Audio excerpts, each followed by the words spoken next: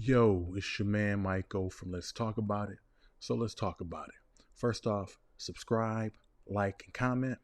And Happy New Year's to everybody. I wish you all the greatest success. So we got Devin Haney and Ryan Garcia who agreed to fight. Now, I personally think this is a horrible idea.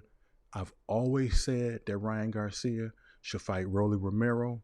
I think it's a better fight for him. I think both fighters are somewhat at a crossroad in their boxing careers to where we haven't determined if they're elite or if they're tier two. I think fighting each other would show where both are at skill wise. I think that Ryan Garcia is rushing too soon to fight these elite fighters.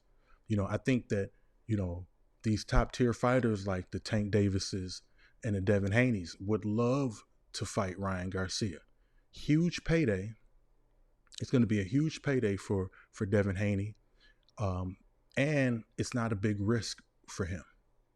I'm sure if he had um, an option to fight either Ryan Garcia or Shakur Stevenson or Tank Davis, he would probably pick Ryan Garcia first because he's going to probably generate just as much money and he's a more beatable opponent. So let's first go over the advantages of Devin Haney.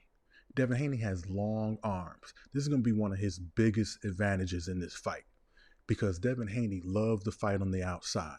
So he can work the jab, control the distance, and control the fight.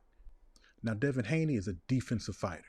He's going to tuck the chin, he's going to have head movement, and he's going to make it very hard for Ryan Garcia to hit him.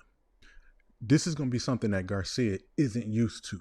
A lot of his fighters have just stood there and went toe-to-toe with Garcia, which is something that he would love for any opponent to do because he has strong hands. But that won't work for Devin Haney. He's an intelligent defensive fighter that would be prepared for this type of action. Like I said, Haney is a defensive fighter. He's going to try to control the fight, keep it at a distance. And I think this may frustrate Garcia, which could make him throw some reckless punches. Now, this would lead to another advantage that I think Devin Haney has is he's a great counterpuncher. And if Garcia gets frustrated and just starts trying to throw punches, those counter punches are going to be waiting for Garcia, which would really be an advantage for Devin Haney. Now let's go over the disadvantages that Devin Haney may have in this fight. I think his biggest disadvantage is he does not like to be smothered. If Ryan Garcia can get on the inside, it's going to be trouble for Devin Haney.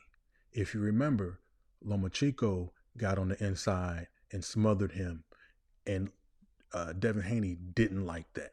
And I think that it almost caused him to lose that fight.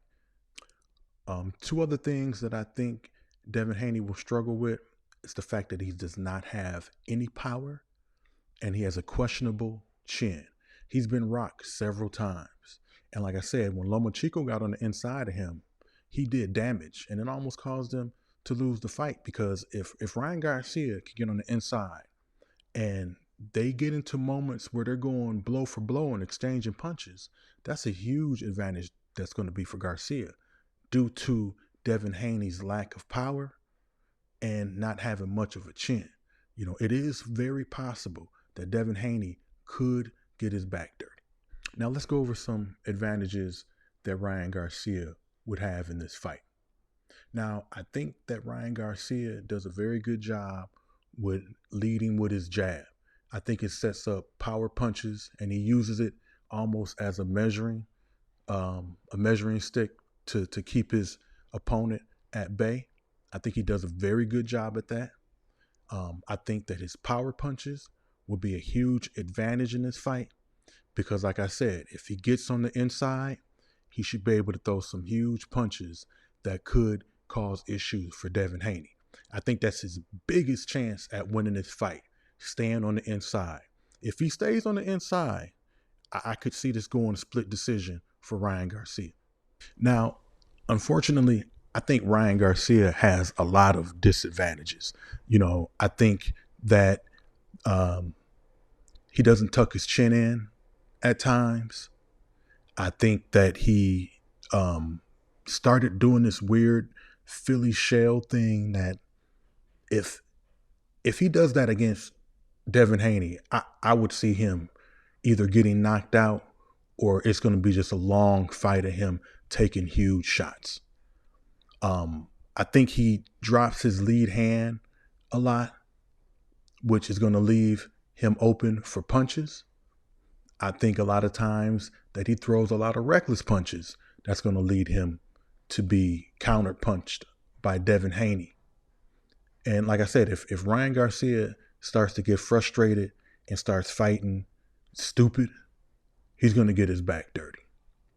Now, I do think that this fight will go 12 rounds. I think that Devin Haney will control the fight for the majority of the fight. And I think that he'd probably win unanimous decision. It could go split decision, but I think that he'll control this fight. Now, like I said, if Ryan Garcia can get on the inside and start throwing punches, go work the body, uppercuts, and just pretty much watch what Lomachenko did, he'll have a huge chance at winning this fight. If he beats Devin Haney, watch how many elite fighters try to fight him next, because that's just going to make his payday even bigger.